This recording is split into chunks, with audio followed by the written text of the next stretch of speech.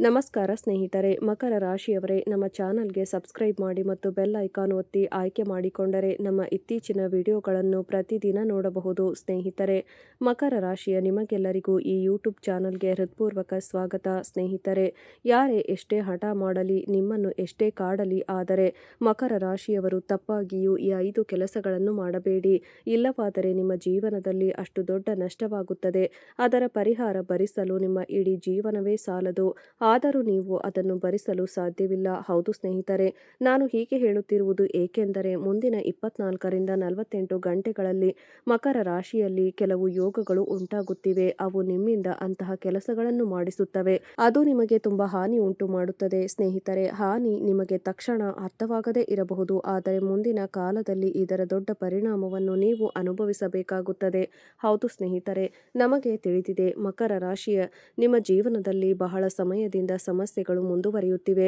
ನೀವು ತುಂಬಾ ದಿನಗಳಿಂದ ಕೆಲವು ದೊಡ್ಡ ಸಮಸ್ಯೆಗಳೊಂದಿಗೆ ಹೋರಾಡುತ್ತಲೇ ಇದ್ದೀರಿ.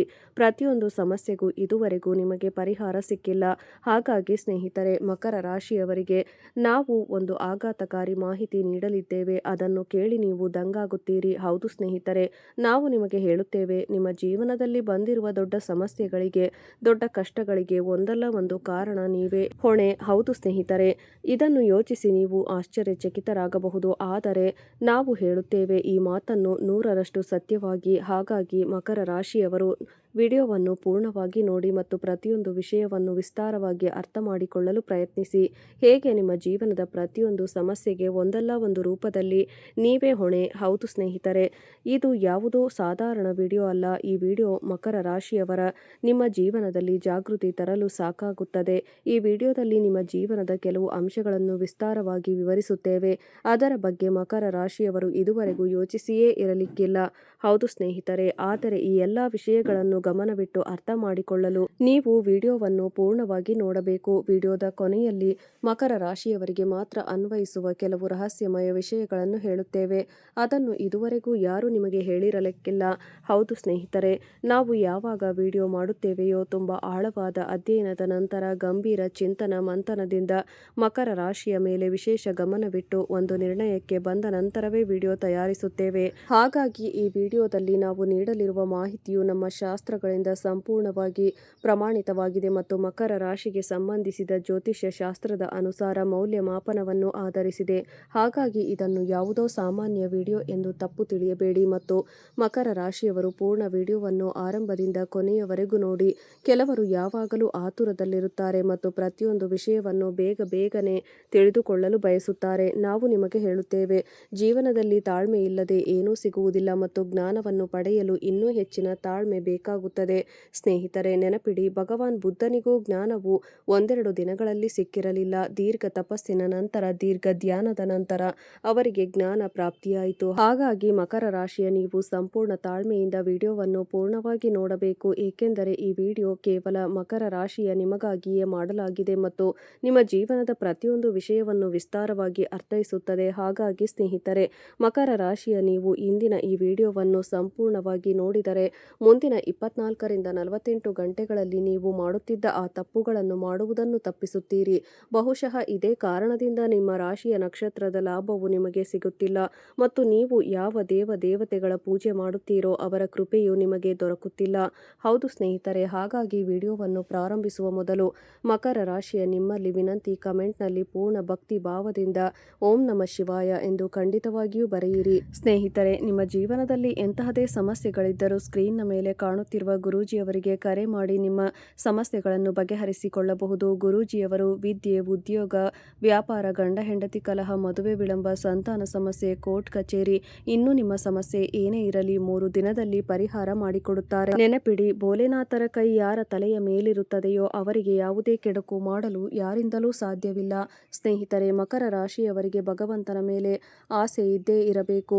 ಭೋಲೆನಾಥರ ಪೂಜೆ ಮಾಡುವುದರಿಂದ ಎಷ್ಟು ಬೇಗ ಫಲ ಪ್ರಾಪ್ತಿಯಾಗುತ್ತದೆ ನಿಮ್ಮಿಂದಲಾದೆಯೋ ಬೇರೆ ಯಾರಿಂದಲೂ ಅಷ್ಟು ಬೇಗ ಫಲ ಸಿಗುವುದಿಲ್ಲ. ಹಾಗಾಗಿ ಸ್ನೇಹಿತರೆ, ಕೆಳಗಿನ ಕಮೆಂಟ್ ಬಾಕ್ಸ್ನಲ್ಲಿ ಓಂ ನಮಃ ಶಿವಾಯ, ಹರ ಹರ ಮಹಾದೇವ ಎಂದು ಖಂಡಿತವಾಗಿಯೂ ಬರೆಯಿರಿ. ಸ್ನೇಹಿತರೆ, ಈಗ ಮಕರ ರಾಶಿಯ ನಿಮ್ಮ ಜೀವನದಲ್ಲಿ ನಡೆಯುತ್ತಿರುವ ಸಮಸ್ಯೆಗಳ ಮುಖ್ಯ ಕಾರಣವೇನು ಎಂದು ತಿಳಿಯಲು ಪ್ರಯತ್ನಿಸೋಣ. ಹೌದು ಸ್ನೇಹಿತರೆ, ಏಕೆಂದರೆ ಮಕರ ರಾಶಿಯಲ್ಲಿ ಈಗ ಗ್ರಹಗಳ ಚಲನೆ ನಿಮ್ಮ ಅನುಸಾರವಾಗಿ ನಿಮಗೆ ಲಾಭ ನೀಡಲು ಸಿದ್ಧವಾಗಿದೆ. ಆದರೂ ನಿಮ್ಮ ಜೀವನದ ಸಮಸ್ಯೆ ಪರಿಹಾರವಾಗುತ್ತಿಲ್ಲ.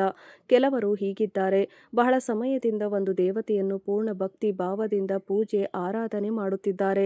ಆದರೂ ಮಕರ ರಾಶಿಯವರ ಜೀವನದಲ್ಲಿ ಕಷ್ಟ ನಿರಂತರವಾಗಿದೆ, ಅವರ ಉದ್ಧಾರವಾಗುತ್ತಿಲ್ಲ. ಹಾಗಾದರೆ ಇಷ್ಟೆಲ್ಲ ಮಾಡಿದ ನಂತರವೂ ಮಕರ ರಾಶಿಗೆ ಫಲ ಏಕೆ ಸಿಗುತ್ತಿಲ್ಲ? ಜೀವನದಲ್ಲಿ ಶಾಂತಿ ಮತ್ತು ನೆಮ್ಮದಿ ಏಕೆ ಸಿಗುತ್ತಿಲ್ಲ? ಹೌದು ಸ್ನೇಹಿತರೆ, ನಾವು ನಿಮಗೆ ಹೇಳುತ್ತೇವೆ, ಇದೆಲ್ಲ ಆಗುತ್ತಿರುವುದು ನಿಮ್ಮಿಂದಲೇ. ಮಕರ ರಾಶಿಯವರೇ, ನೀವೇ ಇದಕ್ಕೆಲ್ಲ ಹೊಣೆ. ಈ ಸಮಯದಲ್ಲಿ ಮಕರ ರಾಶಿಯವರ 3 ದೊಡ್ಡ ತಪ್ಪುಗಳಿವೆ. ಅವುಗಳನ್ನು ನೀವು ಸತತವಾಗಿ ಪುನರಾವರ್ತಿಸುತ್ತಿದ್ದೀರಿ. ಆದ್ದರಿಂದ ನಿಮ್ಮ ಜೀವನದಲ್ಲಿ ಕಷ್ಟಗಳು ನಿರಂತರವಾಗಿವೆ. ಹೌದು ಸ್ನೇಹಿತರೆ, ಗಮನವಿಟ್ಟು ಕೇಳಿ. 3 ವಿಷಯಗಳು ಮೇಷರಾಶಿಯವರು ನೀವು ನಿಮ್ಮ ಜೀವನದಲ್ಲಿ ನಿರಂತರವಾಗಿ ಪುನರಾವರ್ತಿಸುತ್ತಿದ್ದೀರಿ. ಅದುವೇ ನಿಮ್ಮ ಕಷ್ಟಗಳಿಗೆ ಮುಖ್ಯ ಕಾರಣ. ಮೊದಲನೆಯ ಕಾರಣ, ಮಕರ ರಾಶಿಯ ನಿಮ್ಮ ಈಶ್ವರನ ಮೇಲಿನ ಭಕ್ತಿಯನ್ನು ಪೂರ್ಣ ವಿವರವಾಗಿ ಹೇಳುತ್ತೇವೆ. ನೀವು ಈಶ್ವರನಲ್ಲಿ ಭಕ್ತಿ ಇಡುತ್ತೀರಿ, ಈಶ್ವರನಲ್ಲಿ ನಿಮ್ಮ ಭಾವ ಇಡುತ್ತೀರಿ. ಆದರೆ ನೀವು ಯಾವಾಗ ಈಶ್ವರನಿಗಾಗಿ ಯಾವುದೇ ಸಂಕಲ್ಪ ತೆಗೆದುಕೊಳ್ಳುತ್ತೀರೋ ಆಗ ಅದನ್ನು ನೀವು ಪೂರ್ಣಗೊಳಿಸಲು ಸಾಧ್ಯವಾಗುವುದಿಲ್ಲ, ಅಥವಾ ಅದನ್ನು ಪೂರ್ಣಗೊಳಿಸಲು ತುಂಬಾ ವಿಳಂಬ ಮಾಡುತ್ತೀರಿ. ಹೌದು ಸ್ನೇಹಿತರೆ, ನೆನಪಿಡಿ, ಈಶ್ವರನ ಭಕ್ತಿಯಲ್ಲಿ ಸಂಕಲ್ಪಕ್ಕೆ ತುಂಬಾ ಮಹತ್ವವಿದೆ. ಮಕರ ರಾಶಿಯವರು ನೆನಪಿಸಿಕೊಳ್ಳಲು ಪ್ರಯತ್ನಿಸಿ, ನೀವು ಯಾವಾಗ ಯಾವ ಸಂಕಲ್ಪ ತೆಗೆದುಕೊಂಡಿದ್ದೀರಿ. ಉದಾಹರಣೆಗೆ, ಅನೇಕ ಮಕರ ರಾಶಿಯವರು ಹೇಳುತ್ತಾರೆ, ನಾವು ಮನೆಯಲ್ಲಿ ರಾಮಾಯಣ ಪಾರಾಯಣ ಮಾಡುತ್ತೇವೆ, ಈ ದಿನ ವ್ರತ ಮಾಡುತ್ತೇವೆ. ಕೆಲವರು ಹೀಗೆ ಸಂಕಲ್ಪ ಮಾಡುತ್ತಾರೆ, ಈ ವರ್ಷ ಇಡೀ ಶ್ರಾವಣ ಮಾಸ ಭೋಲೆನಾಥರಿಗೆ ಜಲಾಭಿಷೇಕ ಮಾಡುತ್ತೇವೆ. ಆದರೆ ಸಮಯ ಬಂದಾಗ ತಮ್ಮ ಸಂಕಲ್ಪವನ್ನು ಪೂರ್ಣಗೊಳಿಸಲು ಸಾಧ್ಯವಾಗುವುದಿಲ್ಲ ಮತ್ತು ಇದೇ ಕಾರಣದಿಂದ ನಿಮ್ಮ ಭಕ್ತಿ ವಿಫಲವಾಗುತ್ತದೆ. ಹೌದು ಸ್ನೇಹಿತರೆ, ಮಕರ ರಾಶಿಯ ನೀವು ಯಾವಾಗ ನಿಮ್ಮ ಜೀವನದಲ್ಲಿ ಭಗವಂತನ ಭಕ್ತಿಯ ಸಮಯದಲ್ಲಿ ಯಾವುದೇ ರೀತಿಯ ಸಂಕಲ್ಪ ತೆಗೆದುಕೊಳ್ಳುತ್ತೀರೋ, ಉದಾಹರಣೆಗೆ ನೀವು ಸಂಕಲ್ಪ ಮಾಡಿದ್ದೀರಿ ಪ್ರತಿದಿನ ಹನುಮಾನ್ ಚಾಲೀಸಾ ಪಠಿಸುತ್ತೇನೆ ಎಂದು, ಹಾಗಾದರೆ ನೀವು ಹನುಮಾನ್ ಚಾಲೀಸಾ ಪಠಿಸಲೇಬೇಕು. ಅದಿಲ್ಲದೆ ನಿಮ್ಮ ದಿನದ ಆರಂಭವಾಗಬಾರದು. ಇದುವೇ ಭಕ್ತಿ.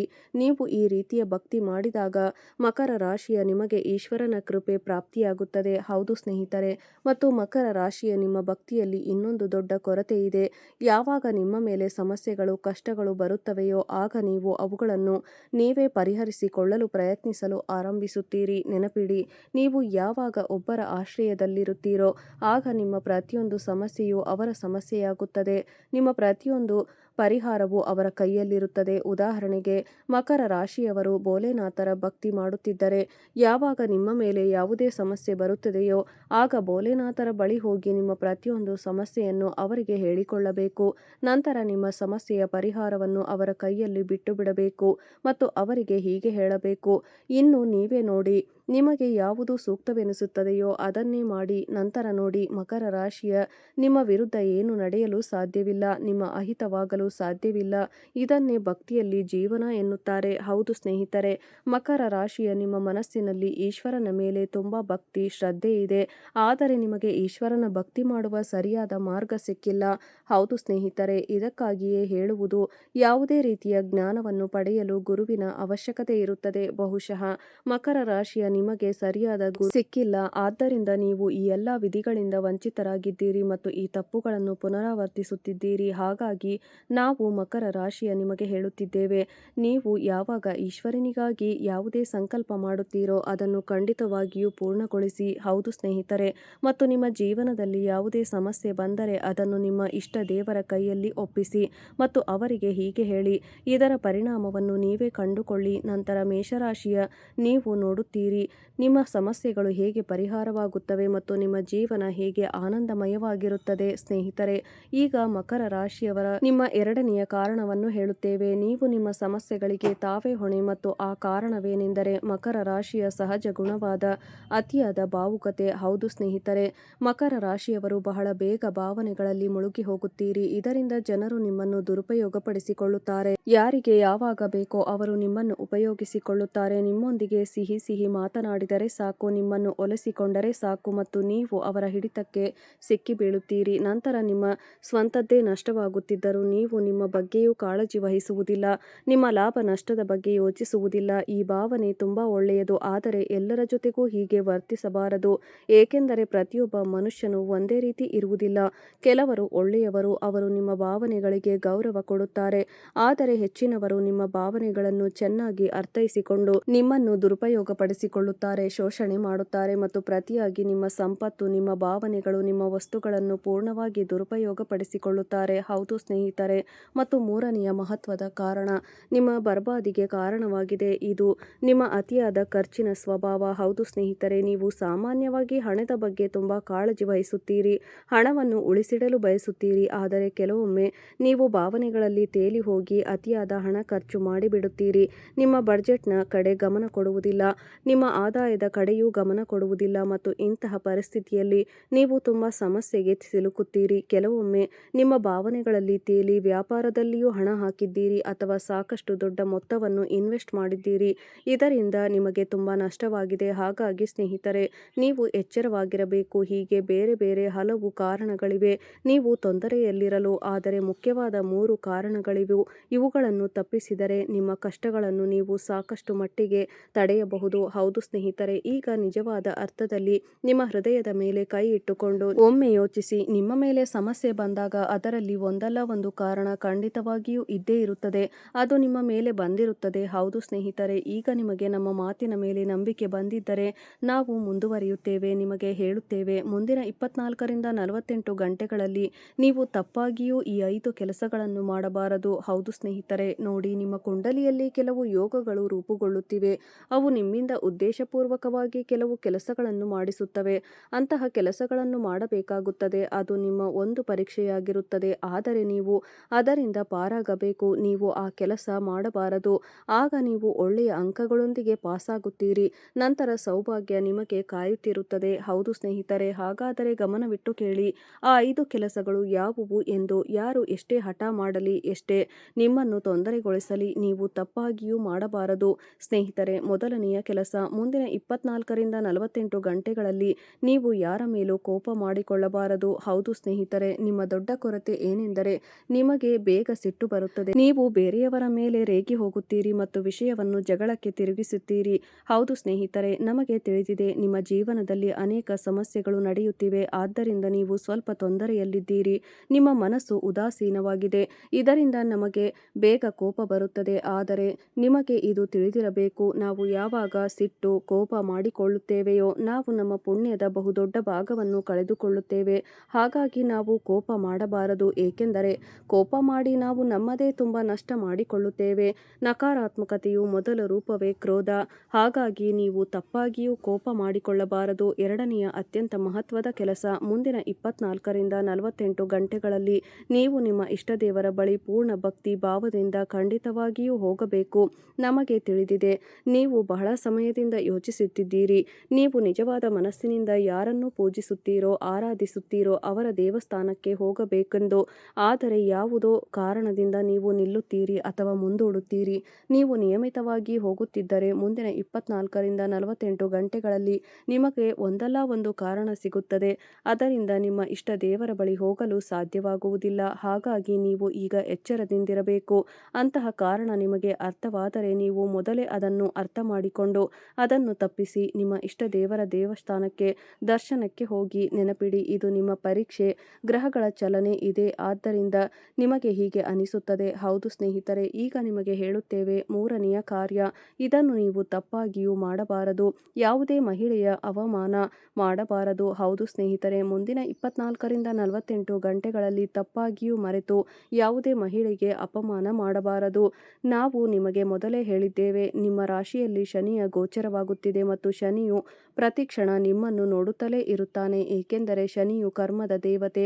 ನೀವು ಯಾವಾಗ ಯಾವುದೇ ಮಹಿಳೆಯ ಅಥವಾ ಯಾವುದೇ ಶುಚಿಗೊಳಿಸದ ಕೆಲಸದವರ ಅಥವಾ ಯಾವುದೇ ದುರ್ಬಲರ ಅಪಮಾನ ಮಾಡುತ್ತೀರೋ ಆಗ ಶನಿದೇವರು ನಿಮ್ಮ ಮೇಲೆ ತುಂಬಾ ಕೋಪಗೊಳ್ಳುತ್ತಾರೆ ಮತ್ತು ನಿಮ್ಮ ಮೇಲೆ ಅವರ ಕೃಪೆ ಇರುವುದೇ ಇಲ್ಲ. ಹಾಗಾಗಿ ನೀವು ತಪ್ಪಾಗಿಯೂ ಯಾವುದೇ ಮಹಿಳೆಗೆ ಅಪಮಾನ ಮಾಡಬಾರದು.